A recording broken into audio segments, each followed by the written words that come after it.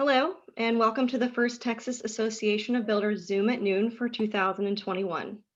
Our virtual education session today is sponsored by Great American Insurance Group. I'm Julie Tomlinson, Divisional Assistant Vice President at Great American, and I'm excited to be with you today to bring you the 2021 housing forecast. Our goal is to offer an opportunity for you to gain new strategies and stay on top of the latest within our industry as you continue to adapt to new circumstances. Great American Insurance Group has more than 30 specialty property and casualty insurance businesses designed to serve the specific needs of our insureds. Our Property and Inland Marine Division has a team dedicated solely to insuring home builders in both the USA and Canada. We understand the importance of comprehensive coverage at a reasonable price, and we pride ourselves on our underwriting expertise and claims handling practices. While we are built on relationships and focused on solutions, our true mission is to provide financial protection for all the great that you do. During today's session, we will hear from Dr. Jim Gaines, who focuses on housing and land development issues. With more than 35 years of experience in a broad array of professional real estate activities, he has provided consulting services to numerous businesses, institutions, developers, and all levels of government organizations. He served as president of Rice Center, an urban research center affiliated with Rice University, and was an associate professor of real estate and finance at the University of South Carolina. As you know, 2020 was a year like no other. Dr. Gaines, one of the nation's most respected housing economists, will bring us his forecast for 2021. And now I will turn it over to you, Dr. Gaines. Well, thank you. Thank you, Julie. I appreciate that. Let me see if I can handle the technology. And we made this work earlier. There we go. I hope that everybody can see the screen. How are we doing? Looks great. All right. I really do appreciate your inviting me to participate this morning, I guess it's afternoon now. It's been a very interesting year, as you well know. And I guess the best way to start talking about the economy and the housing market and where we're going in 2021, and maybe a little bit of retrospect of where we were in 2020, is to point out to you that, quite frankly, 2020 was such an unusual year. We've never experienced in that. It's just we don't know exactly. No economist in the world right now can tell you exactly what's going to happen or how it's going to happen or when it's going to happen. We don't have any way of really judging these things because we have no way of modeling it. We have no way of looking at it. We're still kind of struggling through. It looks like 2021 is going to be, of course, the recovery year from the tremendous downturn of last year as we get the vaccine rolled out and so forth. In fact, just this morning, I was reading a couple of articles about it. As we all know, it's been irregular and so forth. We'll just have to see how this works out. There's just no accounting for it to some extent. It's unprecedented. You'll hear me say that word probably a number of times here in the course of this morning, this afternoon, because we don't know, and we can't really judge it very well to see what's going on. Here's sort of the track record, if you will, of what it looked like for 2020. The fourth quarter number, of course, isn't in yet, but first quarter of the year, actually, we started out this time last year in January of 2020, the economy was doing great. We were blowing and going. Unemployment rate was under 4%. People were employed. They were spending money. We were buying things. The housing market was doing just fine. Home construction was up. Everything was going just fine. By early March, that, of course, reversed itself. By then, the virus was coming in, taking hold. By mid-March, shutdowns, shelter in place, the whole thing coming into play. And so we had a 5% year over year, or annualized, I should say, an annualized change in the GDP, as you see in the graph. And then the second quarter, of course, that was the hard hit. April, May, and then early June really was the hard hit, the real trough of the economic impact of the virus, at least so far. And you can see it went down 31%. That's an annualized rate of change on the quarterly change. The third quarter, we went up 33%. And the real reason for that big increase was because it was measured against such a low bottom from the second quarter. Because again, it's an annualized quarterly rate of change. So it's a little bit of how economists lie with statistics. We're real good at that. But it gives you a picture. But anyway, the way the world works is if you go down 30%, you've got to come back up about 50 or 60% just to break even because of the law of the arithmetic of the rate of changes. Now, out there, the purple bar, that's my best guess for you of what the fourth quarter is going to look like. It's back to more or less where quote unquote something close to normal would look like. And you can see what normal looked like for the last couple of 3 years. Those blue bars back off to the left. We've never had more than, it would range from about 1% to 3% annualized rate of change in GDP. So 4 to 6 was still pretty good. And we'll just have to see. The best guess I've seen for 2021, and I've seen estimates range anywhere from a -2 to a +12. That tells you how well the economists are really judging all this stuff. But 2021, the preponderance of the evidence is that it will be a positive year. It'll be a pretty good year. We're still officially in a recession, and it'll be debatable when or if we finally agree on when that recession ends. It started officially in March and is still on the wane right now. So we'll have to see.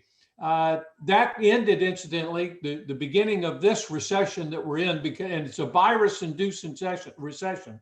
Interesting point there.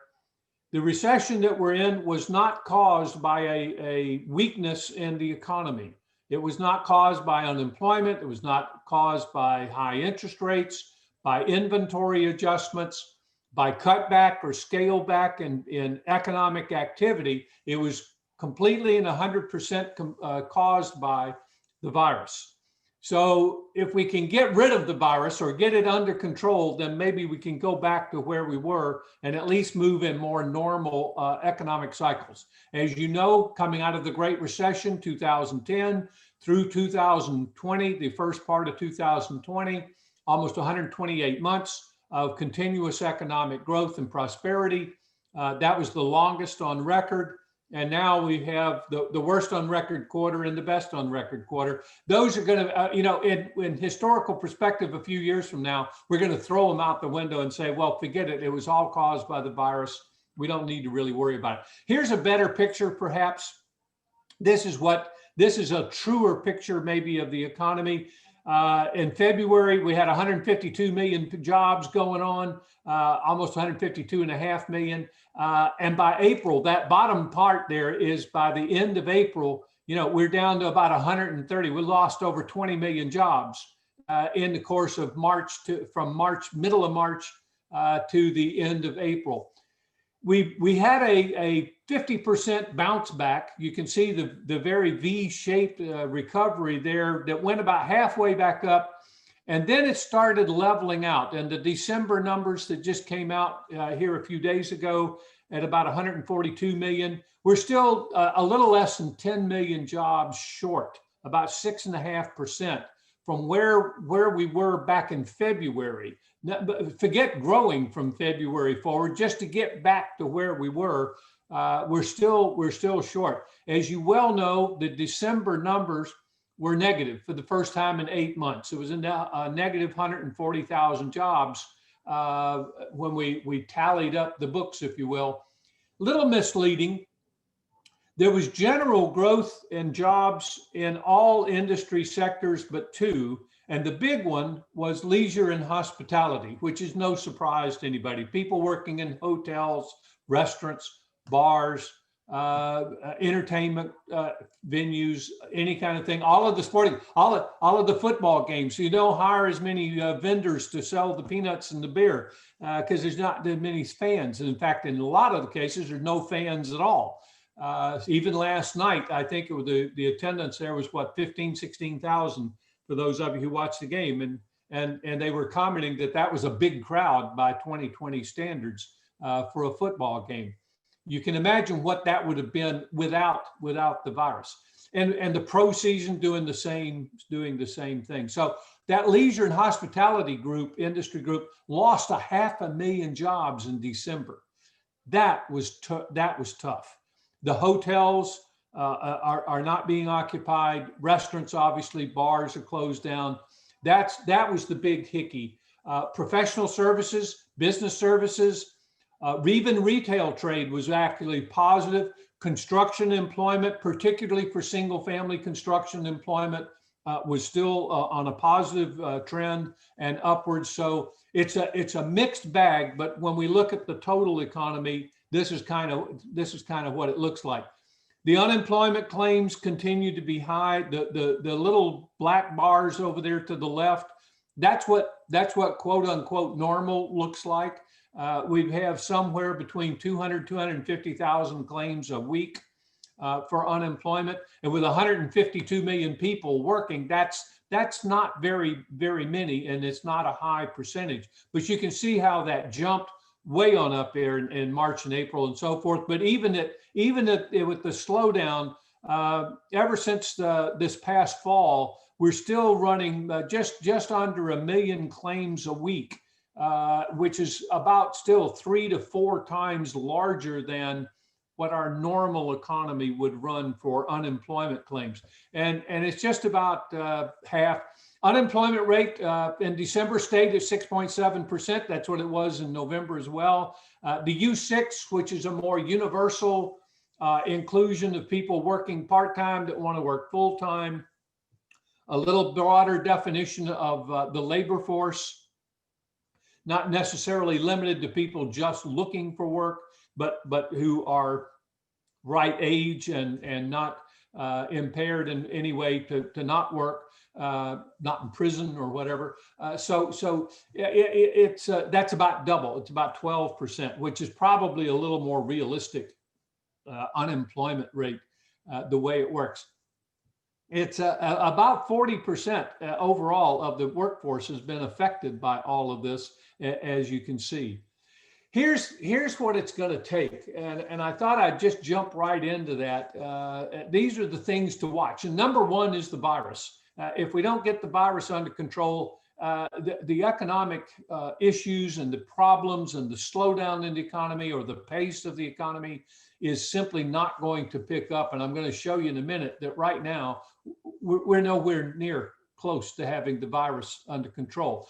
If we can do that, and then leading into reemploy all these people, the 20 million jobs that were lost, if we can reemploy these people, put them back on the payrolls or businesses that have gone out of business, maybe now new businesses can emerge, and the entrepreneurial spirit of people creating replacement businesses for restaurants and other kinds of small businesses that might have gotten affected, barbershops, hair salons, spas, gymnasiums, any number of things. And we really haven't seen the end of that. In fact, we may not have even seen the peak of it yet, but we'll have to see. But reemploying people, increased overall demand. Consumer demand has sort of returned. Retail sales are actually ahead of year over year, are actually positive, but total personal consumption expenditures, the PCE, which is that part of the GDP,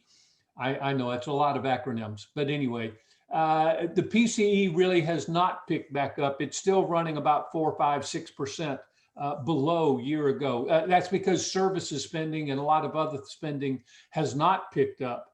Other than, the groceries and retail and so forth has done okay, but everything else has been down, which incidentally has created an interesting situation because our savings rate, people are actually saving a lot more money.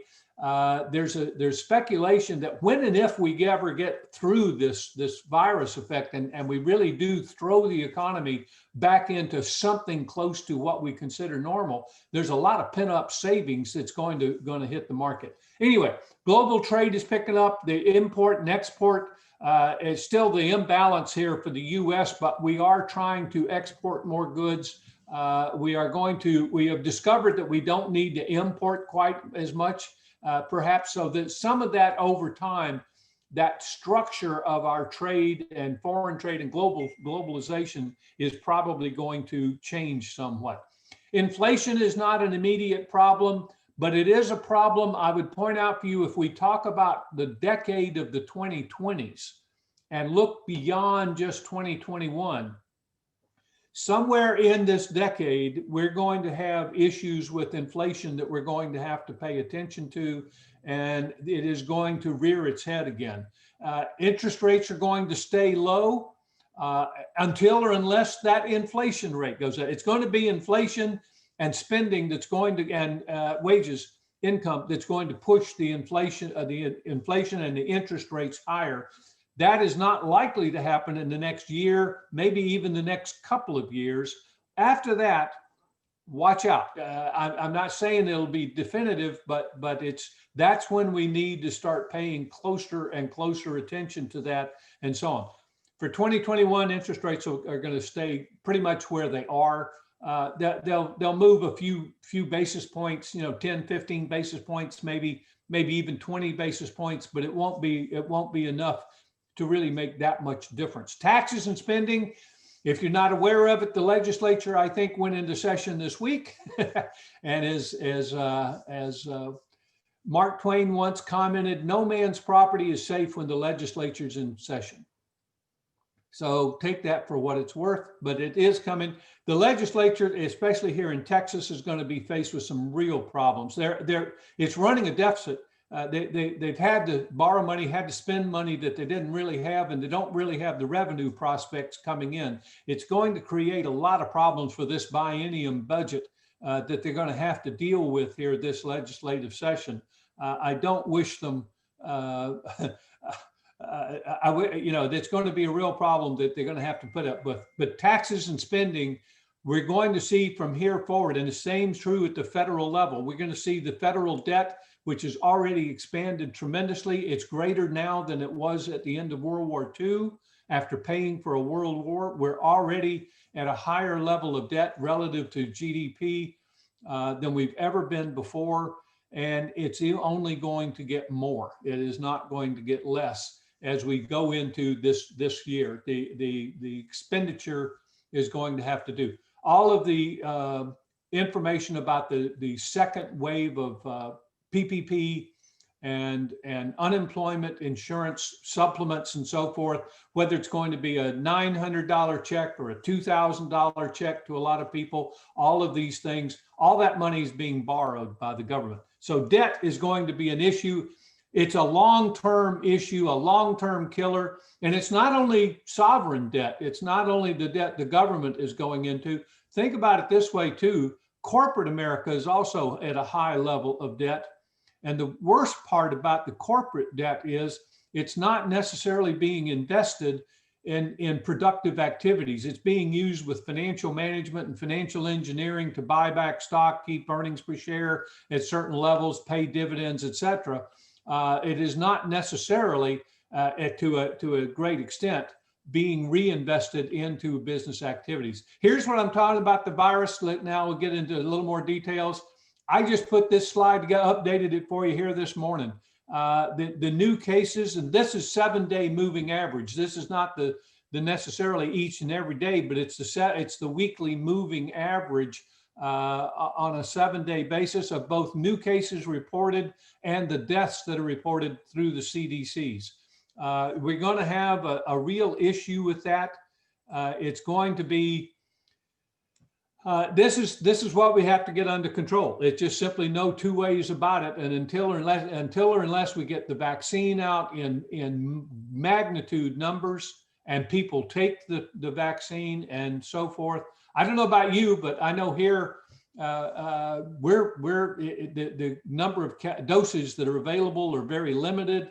There seems to be a lot of confusion and uncertainty about how to go about getting a vaccine shot and where to go, when to go, if you can get one, when you're eligible. And as you can tell from the color of my hair, I'm in that category that's supposed to get it fairly soon. And my wife and I haven't figured it out yet. We're still battling with that. So we'll just have to see. All right, let's talk about Texas for a few minutes.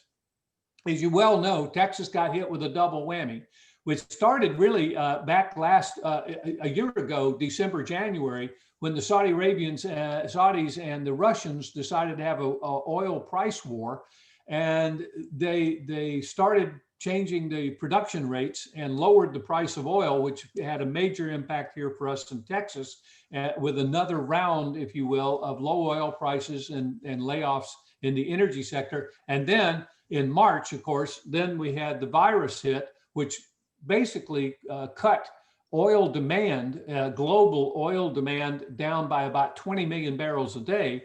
And we were producing 13 million barrels a day here in the US alone. So it was a real whammy, uneven.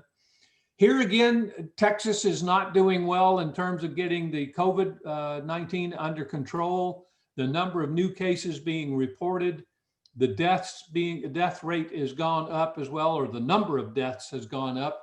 Actually, the rate of deaths per reported case has not moved that much, but the sheer number of deaths moving up along with the number of cases being reported. This is, if you remember back in April and May, we were all watching press releases and press conferences and so forth, and they kept talking about getting the curve under control and getting it to go downward. This is the curve they're talking about, is that blue line, as well as the orange line. Get the number of cases to start declining and so forth. You can see back in June and July and into August, we actually did look like we had that curve going in the right direction. But then we opened up the economy as we had to, and we opened up schools as we had to and needed to. And of course now then we had the holiday season come in. So we had a Thanksgiving bump, and then now we've had the post Christmas holiday season, New Year season with parties and so forth. And it's been very clear that all of these kind of public interactions by people is what spreads the virus in the first place. Here's what I was talking about on the energy sector. The price of oil, you can see back starting in December of 19, actually started its free fall or a decline, continued on into April at its lowest point. These are weekly prices. The impact on one day, as many of you will recall, the oil price went negative $35, where producers were literally paying people to take the oil off their hands because they didn't have any place to put it. So it was that kind of thing. Now the prices come back. Rig count fell off, no doubt, because production fell. We didn't need to produce as much, so we didn't need as many new rigs, new oil wells and rigs. That has come back a little bit along with the price. And quite frankly, as the global demand for oil slowly starts coming back here during the course of the next 6 to 8, 9 months, we'll probably see the price of oil start coming back up and crawling back up into the 50s. It's already gone up into over 50 a few days ago. On a weekly basis, hasn't gotten there yet as the average, but it's moving in that direction. Probably going to go up somewhere between $55, $60 toward the middle to the end of 2021. Won't be enough to create an economic boom for the state, but it won't be a drag either. So in essence, it appears that the energy sector here in Texas, which has always been a very important and significant part of our economy, at best is probably going to be something like neutral. Here's what Texas looks like for Texas weekly unemployment claims. We had a bump there in at the beginning of the year, but you can see that it's come back up again. Don't have the December numbers yet. They're still coming, but you can see that we're bouncing along very similar to what the nation's done. No secret that Texas has been one of those states that's been very hard hit by the virus in terms of number of cases, in terms of number of deaths. Some of that is simply because we're the second most populous state, California, the most populous, having the most. So it's just, some of that's just a matter of sheer size.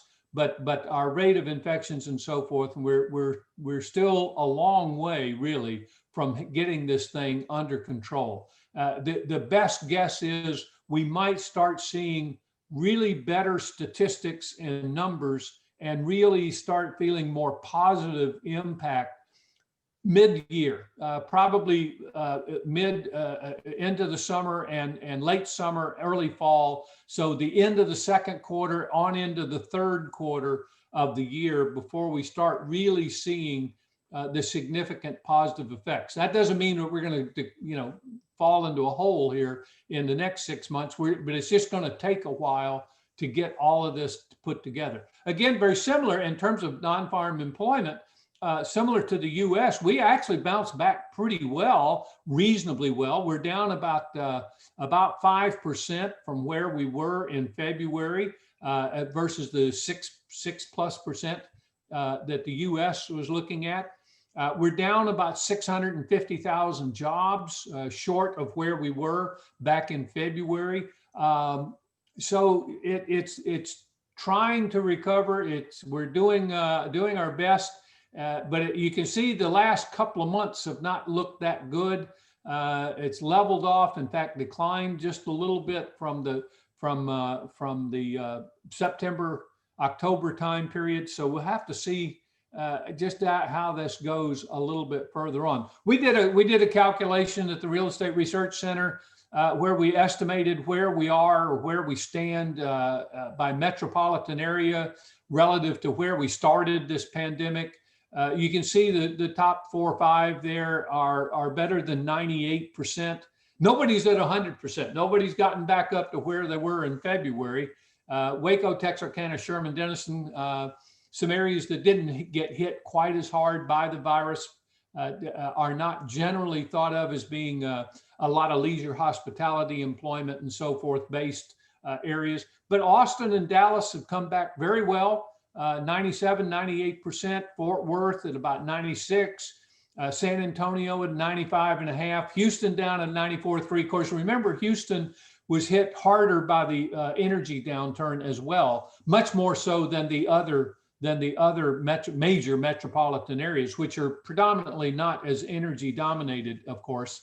Their economies and economic basis are much more spread, more diversified, more into services and so forth than Houston. So it's not unusual. And then, of course, you can see at the bottom of the list, Midland, Odessa, Corpus, these are in San Angelo, areas that are more energy affected and have been hit now even harder because of the double whammy that hit Texas in all of this. Here's where we stood in November. Again, I didn't have the December numbers for you yet, but I think December is not going to be a whole lot different. You can see how May 20th, May was our bottom month of the year with unemployment statewide at 13% and then spread from 11.6 to 14.1 among the major metropolitan areas. You can see how that compared back to November of 19 before all the virus started and so forth, and compare November of 19 to November of 20. And the good news here is, I guess, that the November 20 numbers are significantly below or better than the unemployment numbers in May. That's that recovery in employment, and it is moving in the right direction.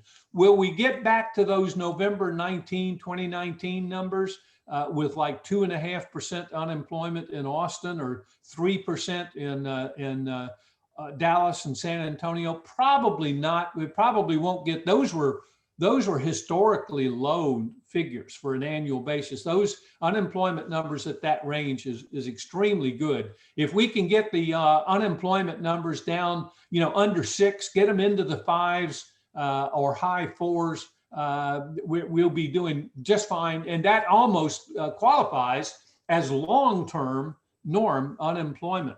It would be in that vicinity. For the state as a whole, somewhere around 5.5% would be a very, very good unemployment rate to be able to achieve, especially after what we've been through. Well, let's turn some attention here to housing and just see how that looks. Housing is right now, the housing sector is the best performing and is the primary driver of the U.S. economy and to some extent the state's economy right now going. It's been remarkable. Some of this is there are numerous factors. This in spite of or despite the virus. I mean, what's it going to look like? Here's what I think the big issues are, or the big factors that are going on. First of all, there's, and this is no particular order, just as I happen to write it down. The demographics, the age group from 26 to 38. This is the millennials, if you will. They're really, they're coming into their own now. They're coming into the housing market, particularly into the housing ownership market, into single family ownership market. 20 to 32, generally renters anywhere, and then forwards, and 26 to 38 becomes primary, people looking to buy. They're either moving up, moving out, moving over. They're moving out if they've been living with their parents, if they've been doubling and tripling up as they have done here for the past 8, 9, 10 months with the pandemic. If they're moving over, wanting to go from being a renter, especially if you were, sheltering in place in a 700, 800 square foot apartment, this need or demand or desire to have more space is really something very real and coming along. Something like close to a third of the people in this age group during the pandemic moved back in with their parents. And of course, the murder rate went up, but that was a different issue. But what we'll see is that a lot of these people are going to want to move out from their parents, go find their own space. Some are going into apartments. And that's one reason, for example, up in Dallas, Dallas continues to lead the nation in multifamily apartment construction. And the apartment construction is still strong and still heavy. But it's also true that a lot of these people are looking to go buy a house or rent a house. And so the new home construction of single family units is extremely high. Dallas and Houston continue to lead the nation in total housing construction on a metropolitan level, and Texas at the state level. And that, incidentally, is going to continue. It's been true for the last 4 or 5 years. It'll be true for 2021. Our markets are that strong.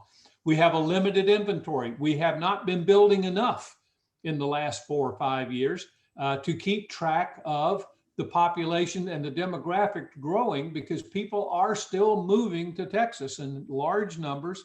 Companies and corporations have been relocating to Texas or being created here. And that has been creating some of those jobs you saw on the previous graph. And so we're still seeing that. Affordability or price levels is still a key thing. The limited inventory is especially acute in the key price ranges. The roughly 200 to 350, just as a generalization, and that it could run down to maybe 170, 160 in some of the smaller markets, tertiary markets, maybe even up 375 to some of the major higher price markets. But we're seeing in that grouping a real significant shortage of homes, available homes, existing homes available for sale, and new home construction. Pretty tough in this day and age to build a brand new home given the price of land, the price of lumber and labor costs, in that under $300,000 price range. It's really tough to do. We're seeing it done generally further out into the suburbs or exurbs, around the major market communities and so forth, but it is happening sometimes. The affordability is going to be a big issue.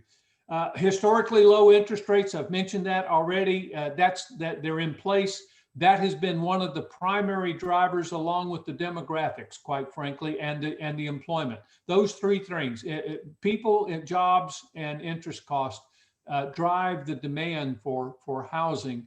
And all three of those have been positive and extremely positive in Texas in our major markets. Ease of mortgage financing is a relative term. How easy, what kind of FICO scores are required, what kind of debt to income ratios are being employed by the lenders in terms of approving new loans. The GSEs, FHA, VA are all doing their thing politically to make home loans more affordable, more available but of course some of the lenders are overlaying their own requirements on top of those requirements. So I can tell you that the Mortgage Credit Availability Index that's put out by the Mortgage Bankers Association has been on a generally declining trend, meaning that lenders are getting a little bit tougher, a little bit tighter, a little bit more selective in making their new home loan purchase loans in the days for the last several months, quite frankly. We'll have to see. We're going to see a stimulus come in here in about the next 3 or 4 months with the pro-vaccine stimulus. I don't think we've seen it yet. I think there's been so much confusion and dispersion of the vaccine. We haven't seen the economic impact of people, because it's a psychological thing. If everybody starts getting vaccinated, people feel more comfortable, feel more assured or reassured about their health. And so we'll see that show up in economics and in the housing market as we get further into 2021. I don't think we'll see it here for the next 2 or 3 months, but somewhere in the summer and into the third quarter, we'll start seeing that vaccine stimulus, if you will, start taking into play. And then I mentioned earlier that we're saving money. People there's a wealth effect coming. The stock market, of course, has gone nuts. If you've been watching that, it's up at historical highs, both the S&P and the Dow Jones up very, very high. People have at least now paper wealth there through the stock market, their investments and so forth. And then the savings rates hit close to 1/3, and the savings rate is normally somewhere around 4, 5, 6%. So when it goes up to 1/3, this is just an astounding rate or pace of saving. Best estimate, or an estimate that I've seen, is that there's something like $2 trillion of personal savings sitting in banks and other money market accounts and so forth by people, or buried in the backyard, that is going to come into play. That's going to help the housing market too. That means people will have down payments to be able to make their loans and buy a home. Here's the short story on the interest rates. The federal funds rate, which is the green line, that's going to stay at that virtually zero. It's technically it's 0.25 effective rate. The 10-year Treasury is moving and inching back to coming back up to about 1%. It's been running at about 0.6, 0.7, 0.75 for the last 8, 9, 10 months. That's going to bounce up a little bit. Might get even a little bit higher than the 1%. You can see that the long-term 30-year fixed mortgage rate, Freddie Mac rate, down around 2 3/4 on a weekly basis or monthly basis. It's probably going to just figure on it being around 3%, plus or minus a little bit. An 1/8 of a point, maybe a 1/4 of a point, but not much more than that. Here during the course of 2021. So I can tell you that the interest rate effect it's not going to be harmful at all. In fact, it's still going to be a stimulant to the housing market and so forth. New and existing home sales, you can see, have been just off the chart. This is nationally. Existing home sales up over 6 million. New home sales going up between 900,000 and 1 million units, and that's going to kick up some more. The only thing holding it back is just the ability to build new homes and keep the inventory going and keep that whole prospect going. You can see the dip. Yeah, that was the March, April, May time period last spring, but then the summertime took off, coming back up. Again, the inventory shortage will probably be, and new home construction limitations nationally are going to be the two big issues there to keep that up. The home builders index, the home market index that the NAHB puts out, as many of you know, many of you may even participate in the survey. It hit 90 here a month or so ago, which is the highest on record that it's ever hit.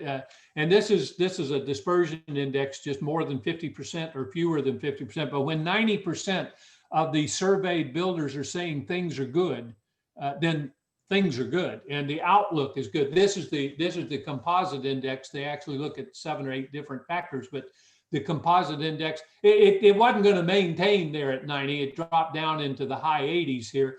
And then new home starts, you can see the starts there in the orange line to come back up. You measure that to the left side of the graph. I mean, when new home starts get back up over 1 million units and approaching 1.2 million units a year, we're in pretty good shape. It's still nowhere near that peak of 1.8 million units back in 2005 and 6. So we haven't really gone peak to peak yet. That's going to be interesting to see how long it really ever takes to get to that point. Maybe we never will. I don't know, but it's quite interesting. Here's this mortgage credit availability index. I mentioned that a minute ago. Home lending market, despite the strong sales and so forth, it's getting a little tighter. Lenders, of course, are getting nervous about the forbearance issues and the foreclosures that are expected to start picking up here probably during the second and third quarter of this year. So summer and fall, we're going to see it nationally, a lot of foreclosures. In Texas, I don't think it's going to be as big a deal. It's clearly not as big a deal as it was back in 2007, 8, 9, 10, mainly because our home values are so high that even if people are in trouble, are 2 months, 3 months, 4 months late on their payments and so forth, maybe have lost their job, the home values, as the collateral values, have held up a lot better, which tends to alleviate a lot of the foreclosure problems. You can have, first of all, if you're the owner, just sell the house in the first place and avoid the foreclosure, or short sales and other things that we can do to kind of avoid it. So there's a lot of speculation going on of people looking to invest in distressed properties at distressed prices and so forth coming up this summer and later into the year. I think there'll be some of that, but it'll be scattered and it'll be here and there and so forth, but it won't be quite as universal and as easy as it was back in 2006, 7, 8, 9, 10 to pick up those kinds of properties. Texas.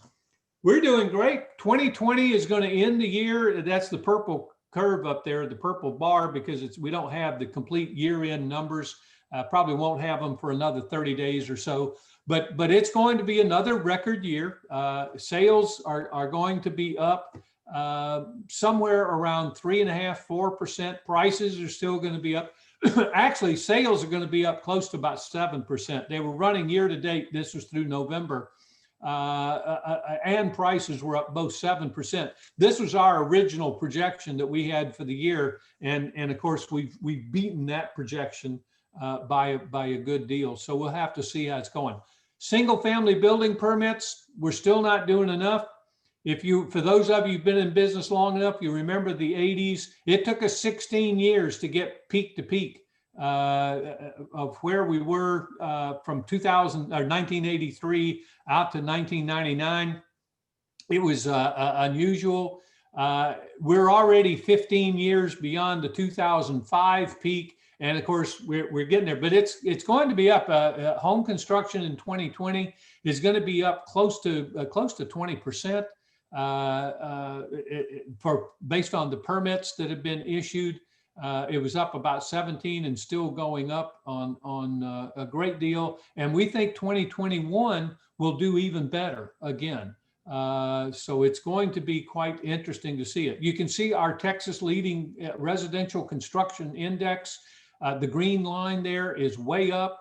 It is moving up. This is a composite index based on statistics that we gather. and look at in terms of what are likely to it's like a leading economic index, but this is for residential construction.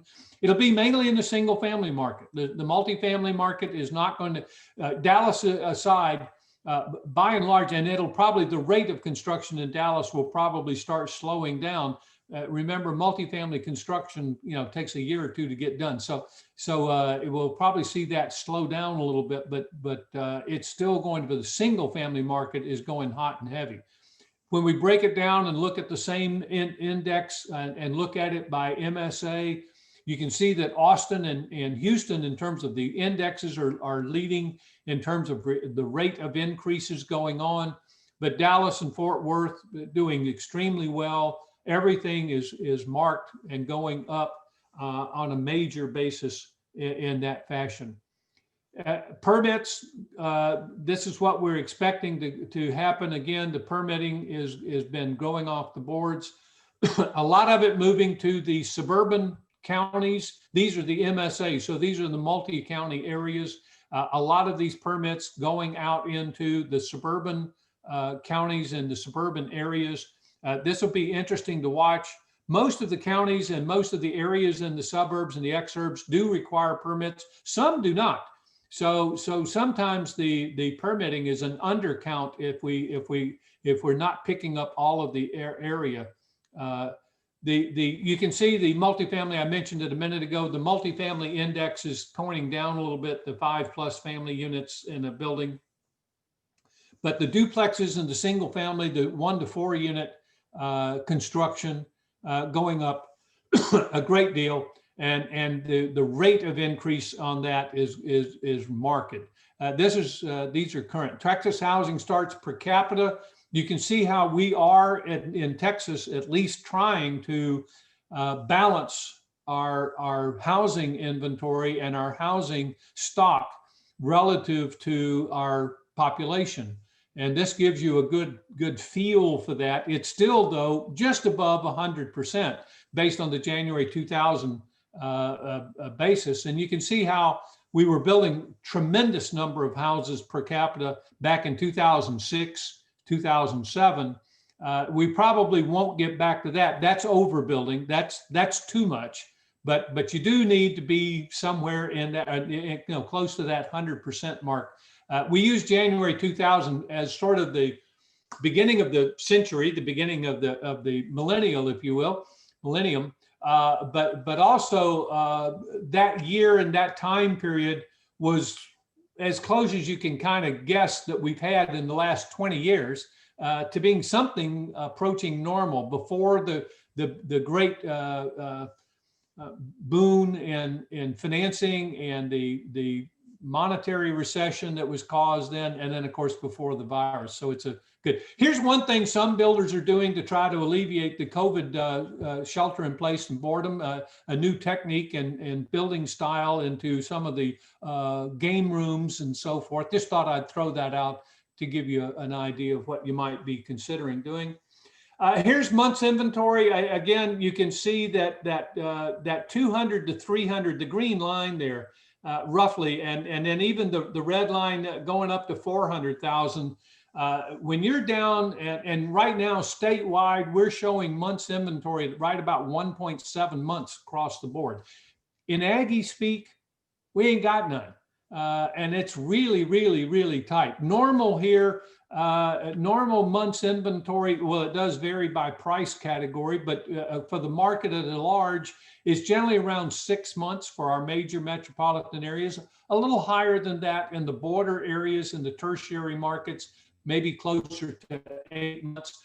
But you get the idea. I mean, look at the purple line, the 500,000 plus, the high end market, if you will. Normally that has a month's inventory. You figure anywhere around 10, 11, 12 months. So when it's down close to 5 months inventory, that market is even gotten to be very, very tight. Of course, people aren't selling. The existing home market is not turning over as fast. Statistics show where historically people were turning over their house every 5 to 7 years. That's now turned into more like 9 to 12. Us baby boomers aren't we're aging in place is the phrase. Of course, we're just not selling. Heck, if I refinance my house with 3.5%, 3% mortgage, I've been sheltering in place. I'm here. I got the space I want. I'm not leaving. I'm not selling. So that's been a problem going on. Median new home price per square foot, and we put it on a price per square foot basis. We think this is better than just the overall median. The median and the average are being affected by increased proportion of sales in the past 4, 5, 6 months in that over 500,000 category, where normally the market share of that category is something like 8, 9%. It's now become 12, 13, 14%. So it's caused the statistics on the average and the median to change. Excuse me. Per square foot, though, is doing exactly the same thing. This gives you an idea, and you guys can kind of get a handle on this of what your cost per square foot are running and what you're selling houses for. New home price per square foot, for example, or this is the ratio to the listing price. As this approaches 100% or 1, that's the tightness of the market. People are not negotiating the prices down versus the listing price. They are paying closer to the actual listing price. And in fact, the bonus, the ones that are over 100%, that percentage is now increasing a little bit. These are the overall percentages and so forth. You can see Austin, for example, at about 99.5% of the listing price. That means that's the average.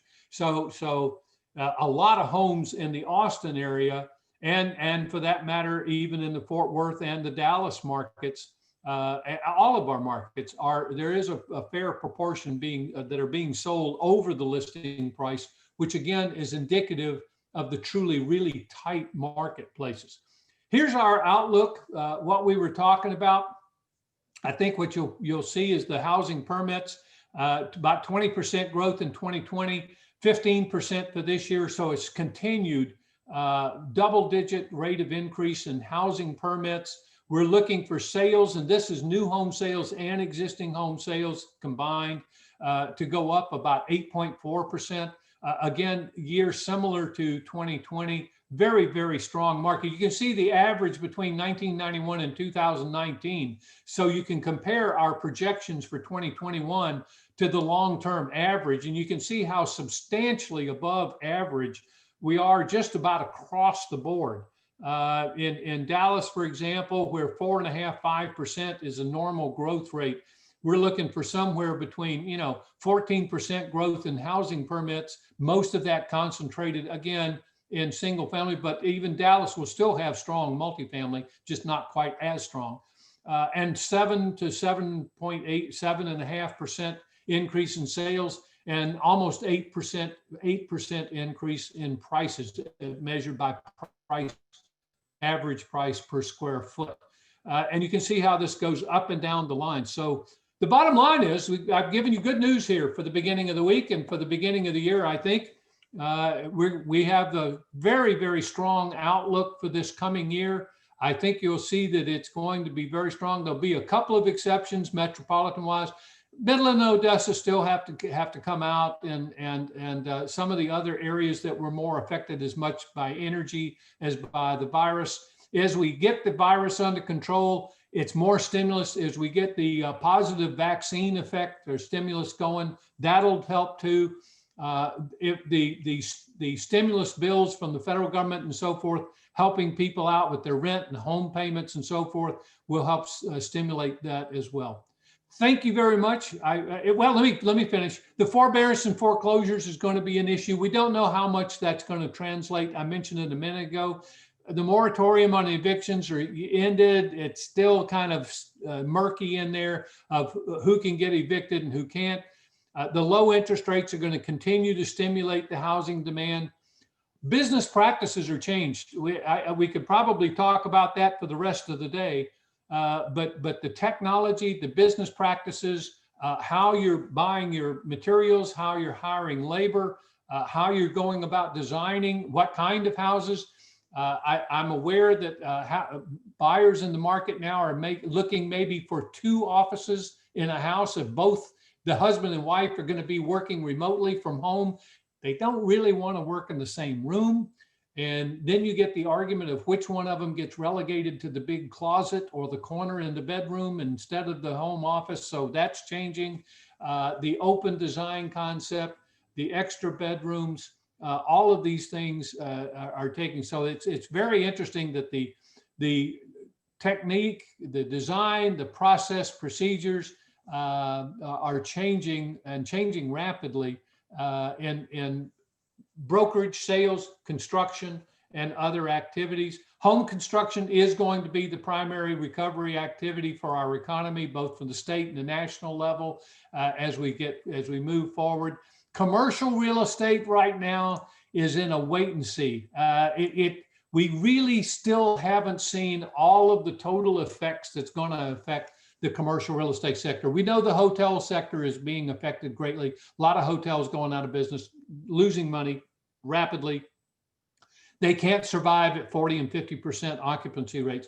Retail's taking a lot of the brunt, particularly freestanding. The major malls are losing tenants, losing major tenants as well as minor tenants. And the malls are going to get reworked here in the next decade. I was talking about the decade of the 20s.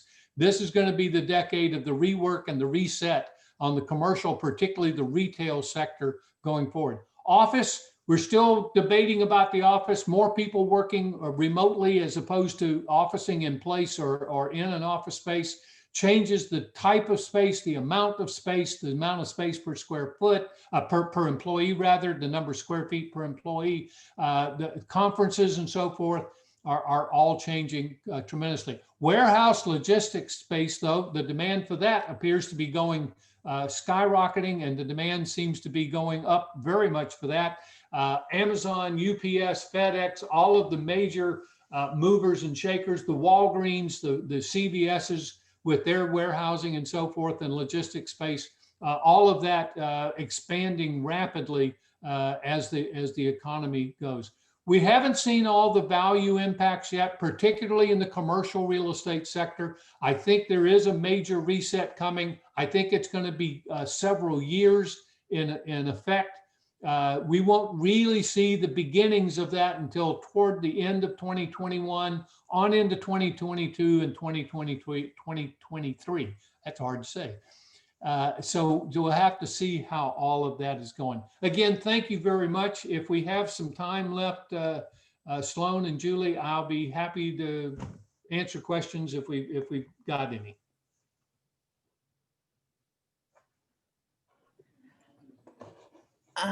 There is a question about getting the slide deck after. We will have the presentation available via TAB's YouTube channel. So anybody that wants to view it there can do so.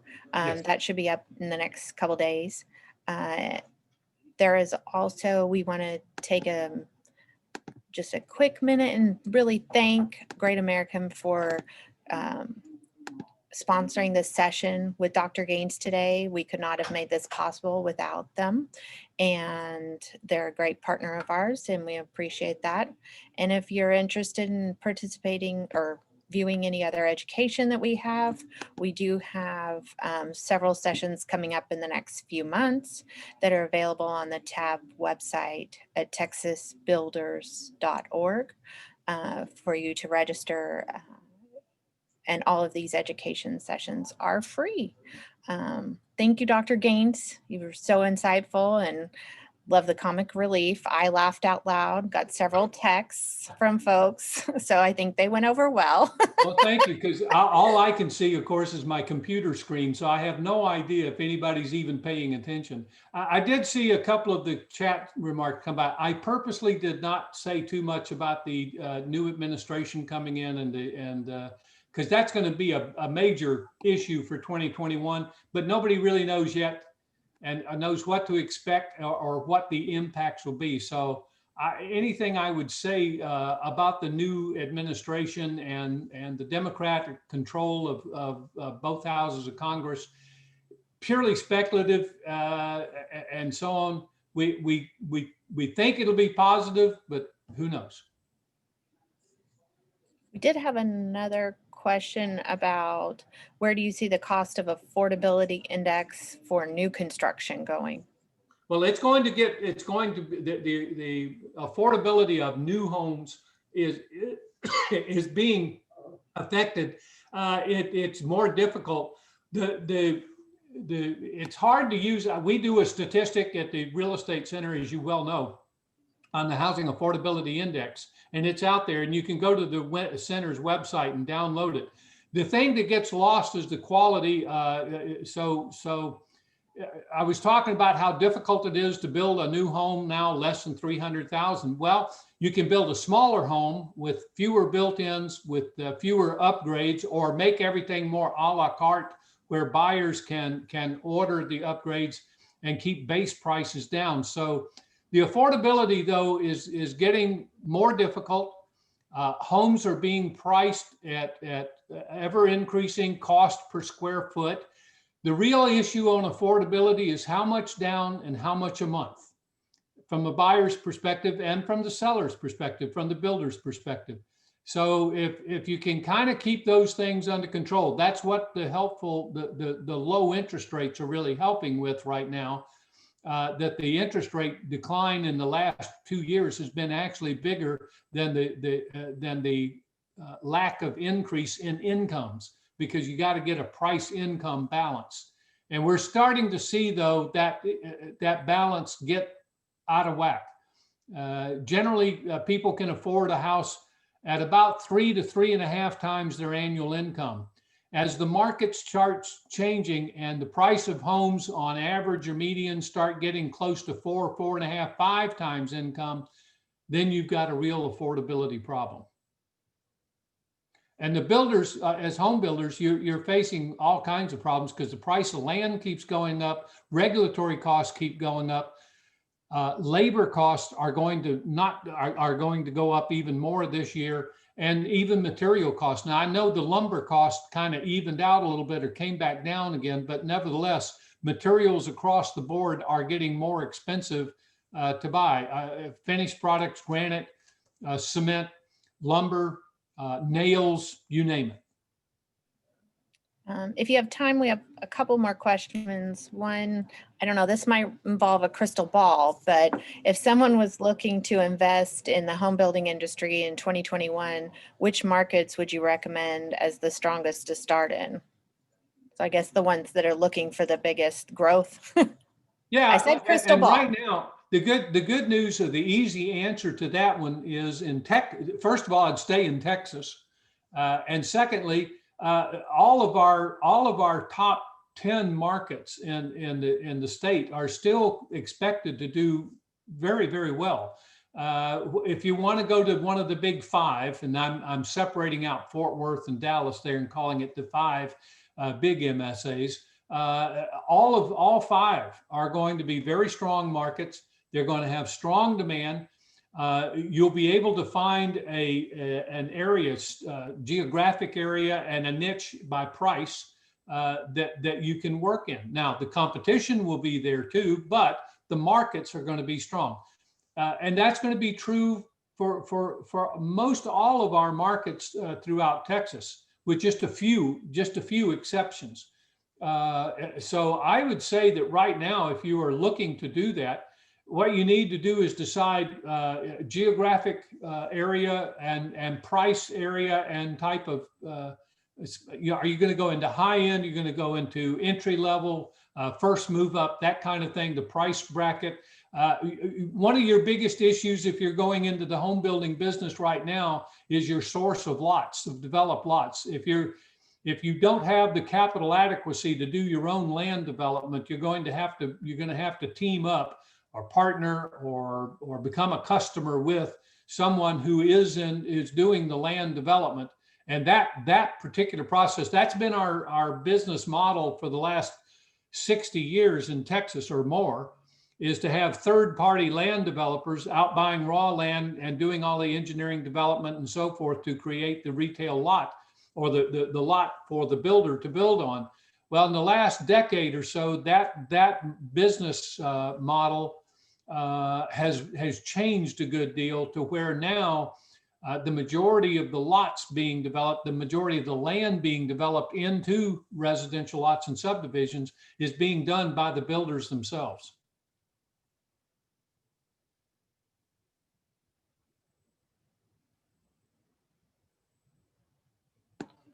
I think that takes us over our time limit and the end of our questions for today. Okay. There's a lot of thank yous, and we really appreciate your time, Dr. Gaines. My pleasure. Enjoyed it very much. Thank you. Thank you.